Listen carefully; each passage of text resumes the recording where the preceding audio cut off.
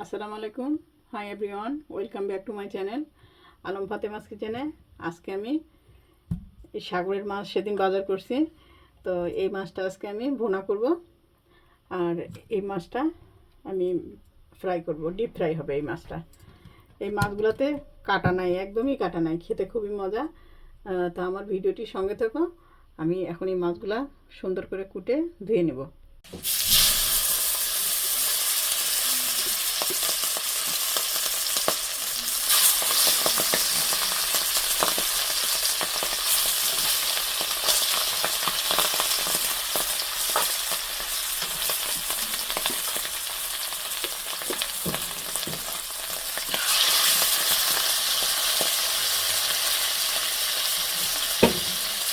এখানে এটা হোক, আমি আর একটা ফ্যানে দিব এটা বাকিগুলো।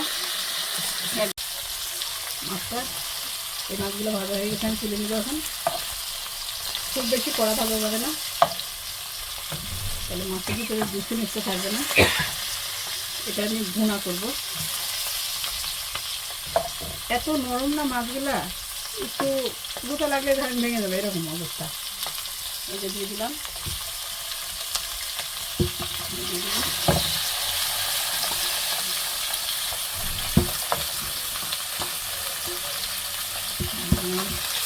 ভালোভাবে দিয়ে গেছে।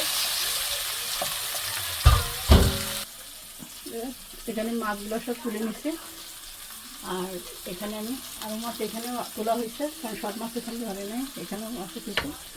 এখন আমি এই তেলে আরেকটু তেল দিয়ে দেবো, যেহেতু অনেকটাই মাছ, যে তেল নাহলে ভালো লাগবে না। এখন আমি পেঁয়াজগুলো সব দিয়ে দিব।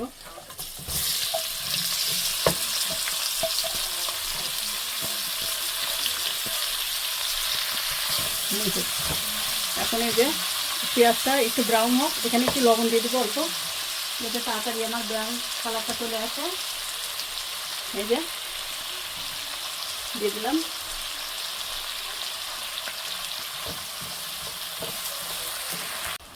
এখন পেঁয়াজটা একটু লাল লাল হয়েছে, আমি দুইটা এই যে তেজপাতা দিয়ে দিলাম। আর এখানে এখন আমি দিয়ে দিব আদা রসুন পেস্ট। এখানে হাফ চামচ আদা আর এক চামচ আদা, হাফ চামচ রসুন দিচ্ছি। একটু পানি দিচ্ছিলাম সঙ্গে, সেই জন্য বাটিটা ধরা দেখা গেল বন্ধুরা। এখানে এক চামচ আদা আর হাফ চামচ রসুন বাটা দেওয়া হয়েছে। এখানে একটু গরম পানি থেকে আমি মিশিয়ে নিয়েছি মশলাটা।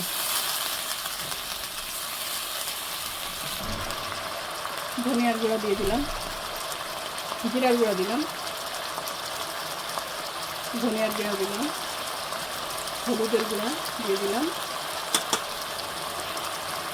এখন এখানে আমি মাছের একটা গরম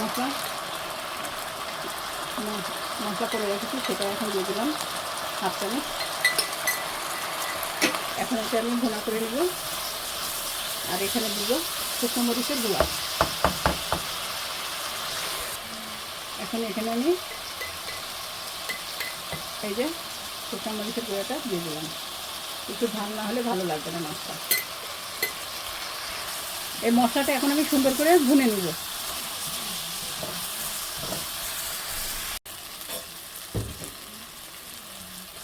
মশলাটা তেল ছেড়ে দিয়েছে, এখন ভুনে নিচ্ছে। এখানে আমি এখন গরম পানি দিয়ে দেবো। গরম পানি করে রাখছি, সেটা দিয়ে দিলাম।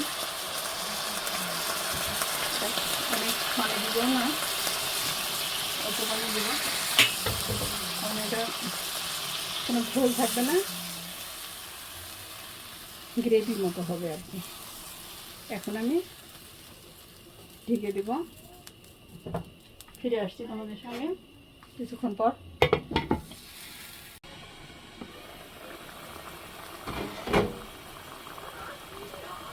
পানিটা সুন্দর বলক এসে গেছে, এখন ঝোলের বলক আসছে। এখন মাছগুলো দিয়ে দিব।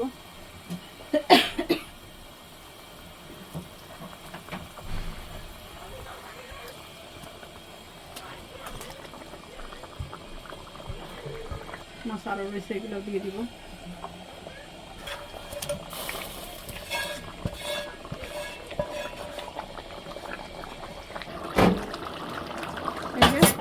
বেশি নাড়াচাড়া যাবে না এই মাছটা। এই যেভাবে একটু দুলাই দিলাম। আর এদিকে কিছু কাঁচামরিচ আমি কেটে রেখেছি, 2-1টা দিয়ে দিব, একটু ফ্লেভার আসবে, কাঁচামরিচের ফ্লেভারটা ভালো লাগবে, দিয়ে দিলাম। আর কিছুক্ষণ আমি এখন এখানে ভাজা জিরা গুঁড়া দেবো, ফিরে আসছি কিছুক্ষণ পর। বন্ধুরা এখন আমি এখানে জিরার গুঁড়া দিয়ে দেবো, ভাজা জিরার গুঁড়া গুঁড়ো করে রেখেছি, এই যে এই গুঁড়োটা আমি এখন দিয়ে দেবো। এটাও স্পেশাল এই মশলাটা, ভাজা জিরার গুঁড়োটা দিলে স্বাদটা অনেক বেড়ে যায়। রান্নাটা শেষ হলো, এখন আমি চুলাটা বন্ধ করে দিব। আর আমার ভিডিওটি কেমন লাগলো তোমরা অবশ্যই কমেন্টে জানাবা। আর ভিডিওটি ভালো লাগলে লাইক, কমেন্ট, সাবস্ক্রাইব করবা। আজকে এ পর্যন্ত, আল্লাহ হাফেজ।